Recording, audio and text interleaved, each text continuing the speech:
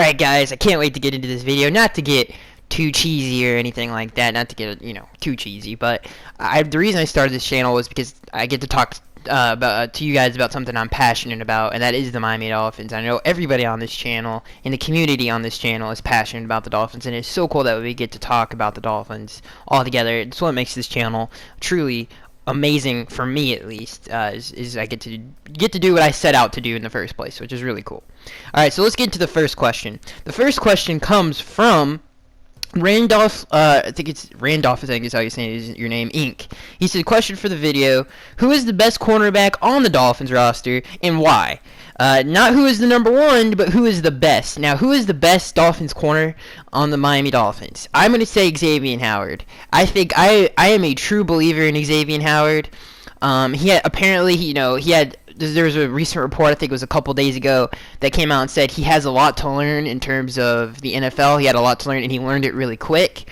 Apparently he relied a lot on his talents early on, and then the game started to kind of slow down for him as the season went on, which is good news for us. Obviously, for development reasons, that's awesome. But I think Xavien Howard is going to be a Pro Bowl cornerback on the outside for years to come, and I really do believe in his abilities, and I think he was a great draft pick. When we drafted him in the second round, I was a little skeptical on him at first, but I think he proved himself to me. When you watch tape of him, when you hear the things that coaches say about him, it's truly amazing, and I really do think Xavien Howard is the best cornerback on the roster, and I think he'll earn the number one spot.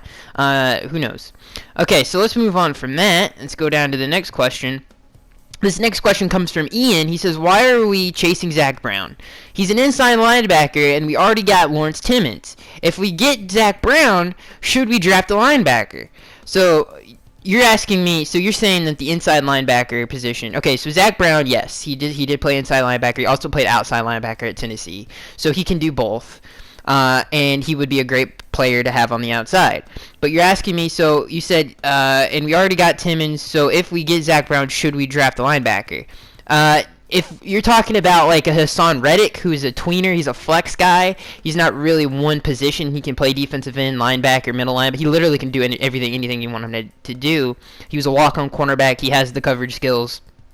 Yes, I still think even if Zach Brown was drafted, I would still want to get Hassan Reddick because I think he is the heir to Cameron Wake's throne. I think you can stand him up and rush him like we did with Olivier Vernon. Obviously, the news with Adam Gase saying that we had to sub-package for Koomisi, like a 3-4 front where he was a pass rusher. I think all of those things would be awesome if we did that with Hassan Reddick because his ability is tremendous. But if you're asking me just like a true linebacker like a Zach Cunningham or Jared Davis, no. If we drafted Zach Brown, I would not go for Zach Cunningham or Jared Davis.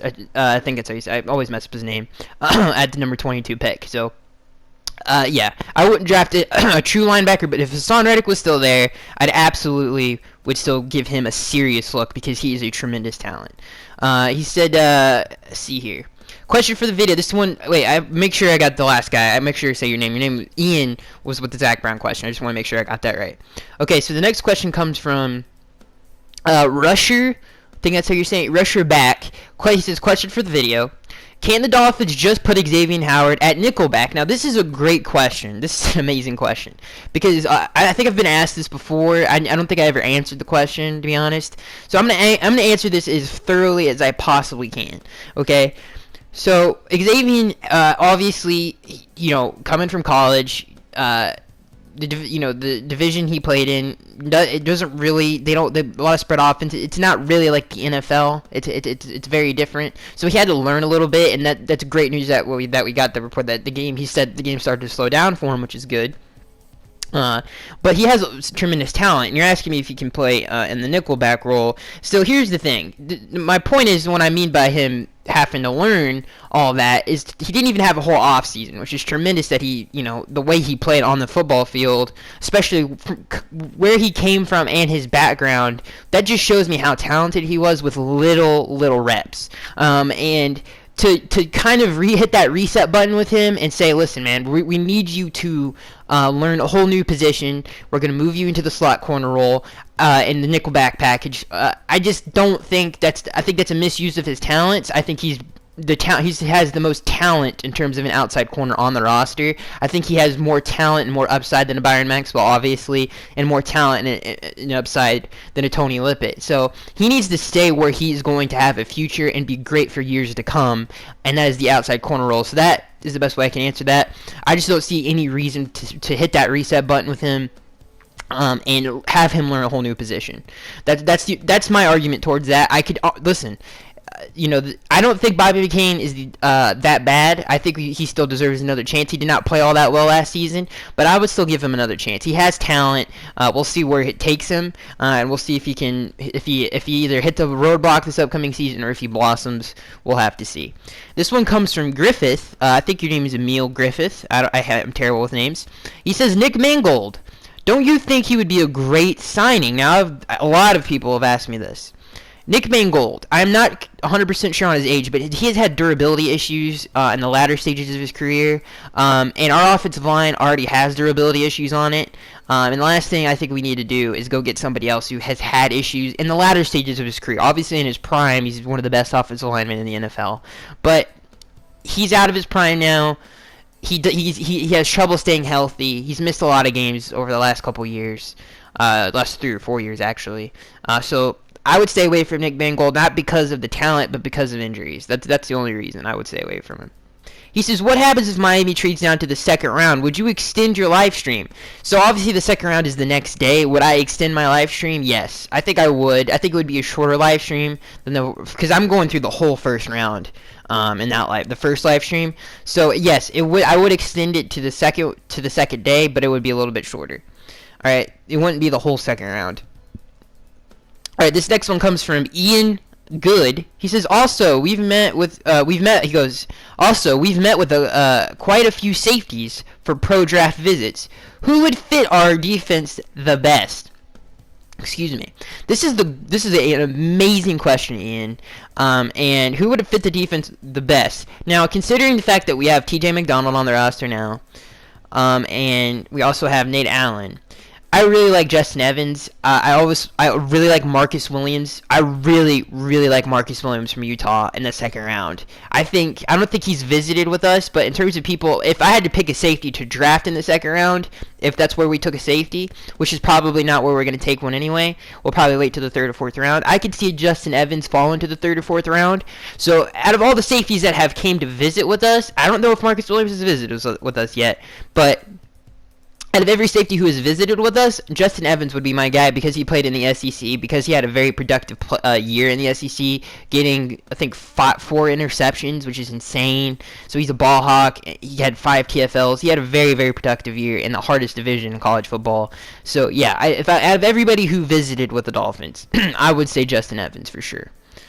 Okay, he says, let's see here. This one, I don't know if this is a question, but I thought I would address this. He says, this next question comes from Adam. He says, I am actually not that hyped for this draft. I am obviously happy to draft new players and improve the team, but in terms of hype, we're going to draft a defensive tackle or a guard and a backup cornerback. I don't know why people are getting hyped. First of all, I think the reason people are getting hyped is because of how the depth of defense, like the talent on the defensive side of the football, in some positions on the offensive side. I think wide receiver is very deep this year. Tight end is obviously extremely deep. But the defensive talent is so awesome this year. Like you have Hassan Reddick can really change a defense. Like he has superstar talent. Whether he capitalizes that on it or not, who knows? But he has superstar talent. I think that's why everybody's so excited for it, because if we did get a Hassan Reddick, if we did get a Taco Charlton, all of those guys have tremendous upside. And it's going to be interesting to see what we do. I think that's why everybody's so excited. All right, this next one comes from Jan. I'm going to call you Jan.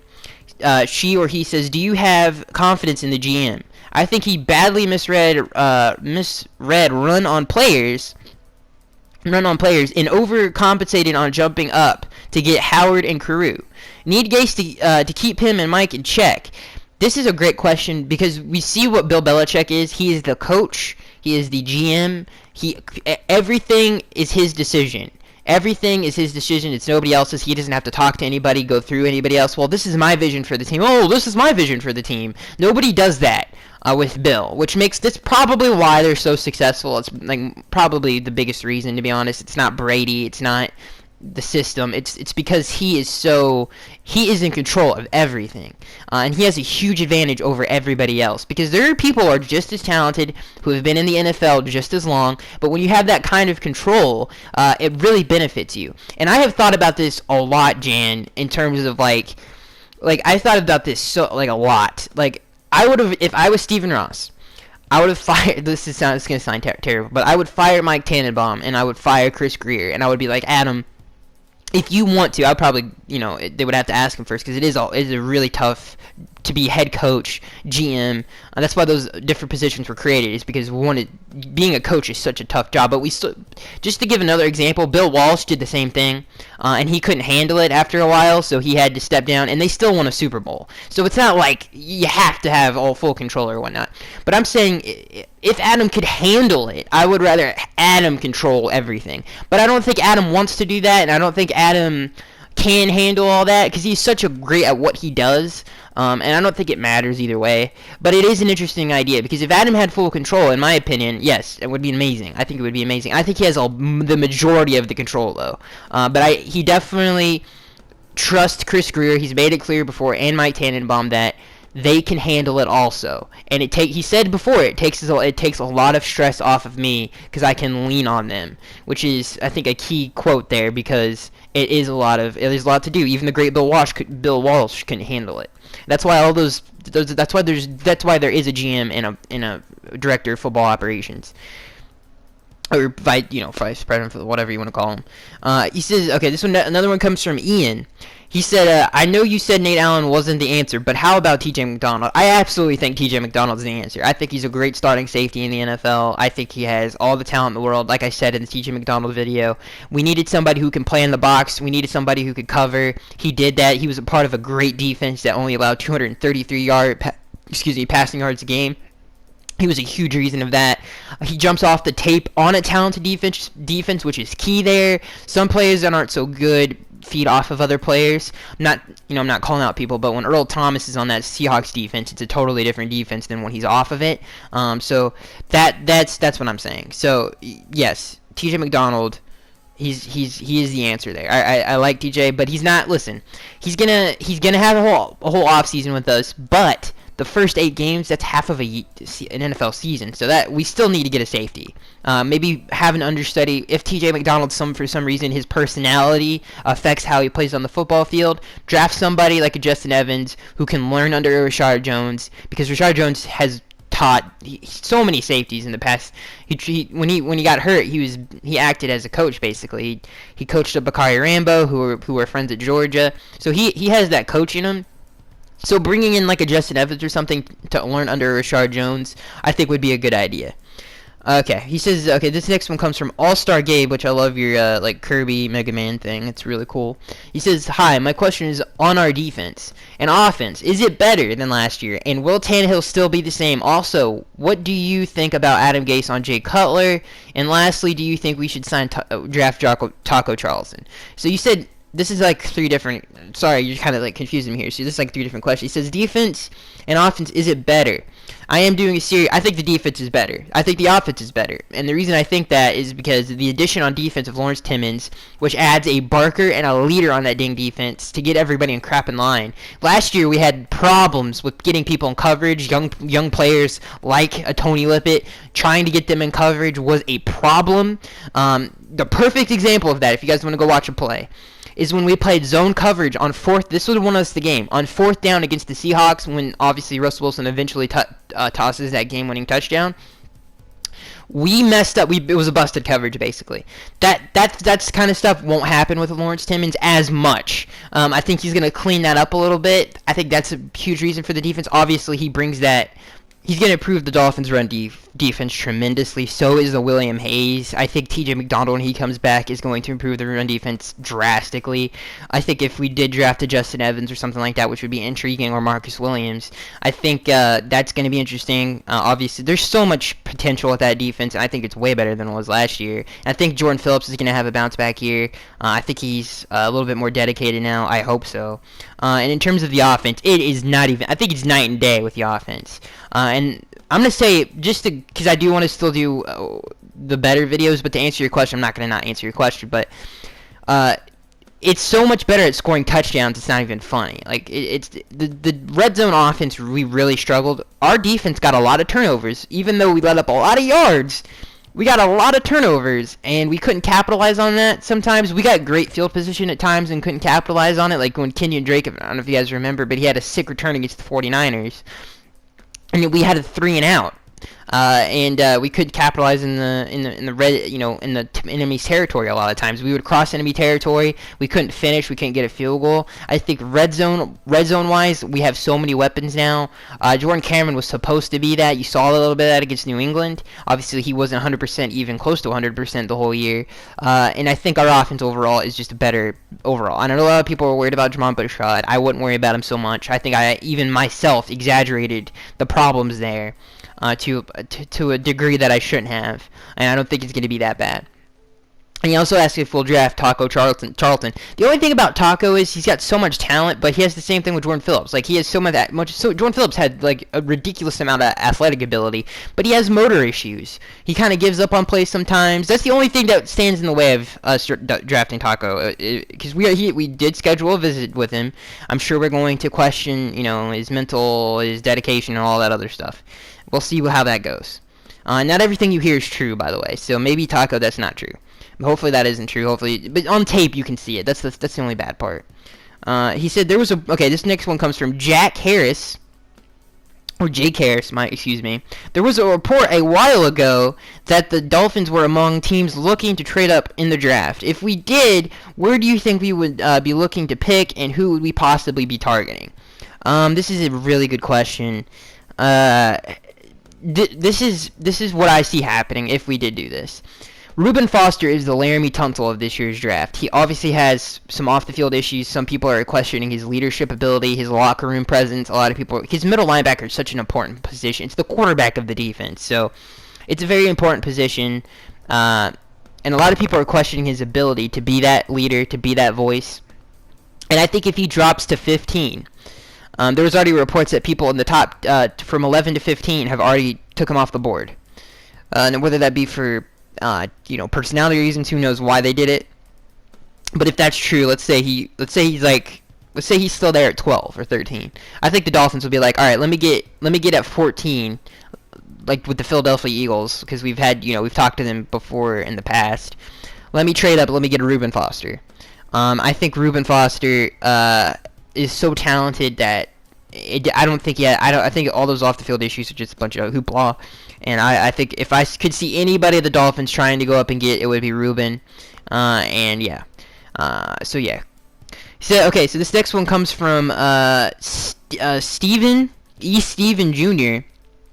He says, if Miami signs Zach Brown, do you see them trading back in the first round to acquire more draft picks since we were addressing key positions in free agency?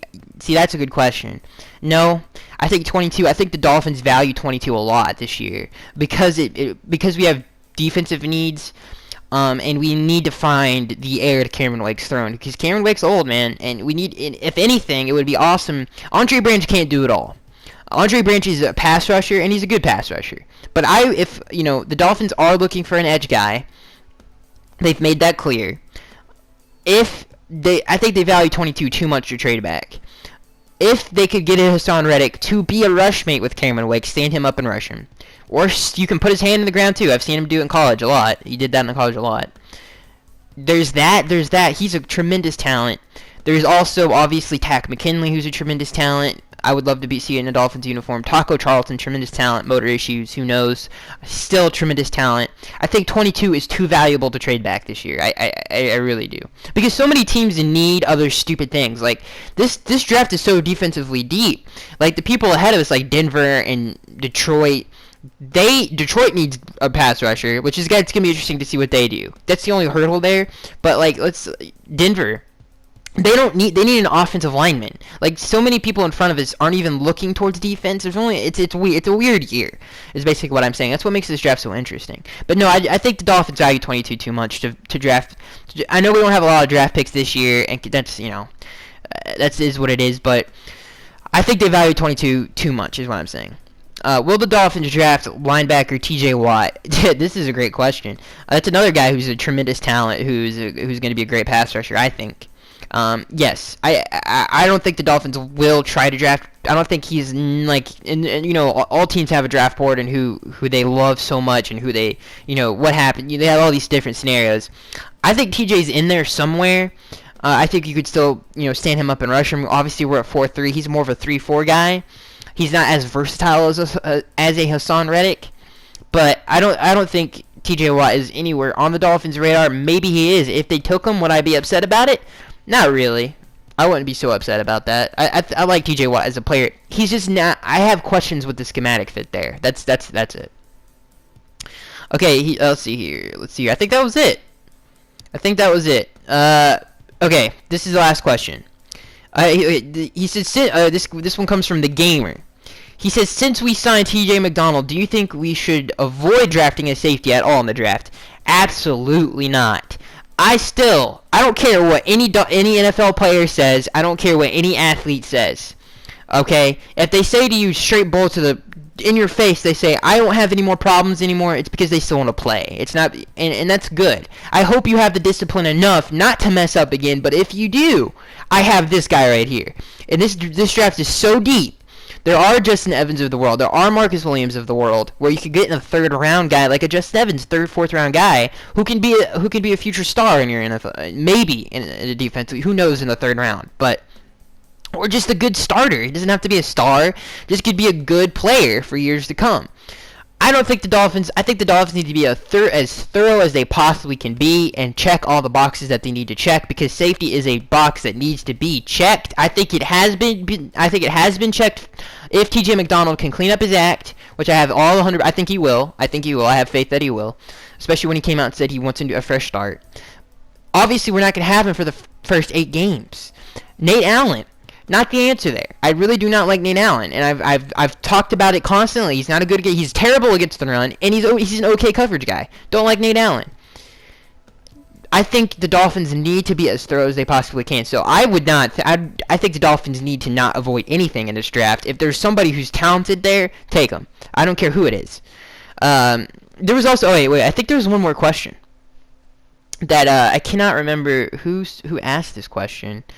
But I remember it in the back of my mind being very important, and I think I just missed it somewhere. Stick. See. Okay. All right. I cannot remember your name, but I'm gonna edit you in because I cannot find your comment. I don't know if this is on a different video or not. But okay. So he asked me, do you think Tannehill's knee is okay, and will it be the same? Should the Dolphins go out and get a quarterback? His knee is fine. First of all, we exaggerated the severity of the injury. He would have played if we beat the Steelers. He could have played against the Steelers. He took reps in practice, so that goes to show you where his knee was. Adam Gase, if you watch the team meeting, just go and watch that. Adam Gase laughed about it. They totally exaggerated the severity of the knee injury. His knee is fine. He's going to be fine. He doesn't rely on athleticism as much as like a Russell Wilson does. And Russell Wilson's knee injury was was more severe, and he played through the whole season with it until it healed than Ryan's was. So I think Ryan's knee, you do not have to worry about Ryan's knee. That is the last thing you need to worry about. And quarterback is the last thing anybody needs to worry about at all. And to answer that one guy, who asked me about Jay Cutler, Jay Cutler is trash. I don't like Jay Cutler. I think he's a terrible leader. and you need at quarterback you need somebody to be able to lead and be a locker room presence to win Super Bowls in the NFL. He's not a good leader. The teammates that play with him don't like him. They think he's too cocky for he's cocky. First of all, the man's cocky for what reason are you cocky for? And I think he's a turnover machine. So I don't like Jay Cutler. So if that answers, I'll edit whoever and ask me that question too. So I just don't really like Jay Cutler all that much. And Adam has already came out and said, if you watch the NFL meeting, that Jay Cutler is not the answer. Not that Jay Cutler is not the answer. That Jay Cutler. What is it? He said Jay Cutler. He had to tell Jay Cutler that there's not a spot on the roster for you, basically. So that is going to be it, guys. I really enjoyed this. As you hear my dog in the background waggle his head. I really enjoyed this video and making this video. And I really, really appreciate everybody coming through. And I will see you guys in the next one. Before I let you guys go, I just want to make sure everybody knows this. Every Sunday, you guys can get your questions in. I will post a video where you can just comment all the questions you want to ask.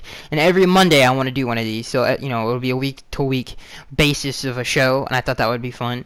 So so every Sunday, I will post a video where you guys just comment on it, and I will then put the comments in the video the next day, and then the video will come out on the next day, Monday. So that is going to be it, guys. I am Skag83, and I'll see you guys in the next one.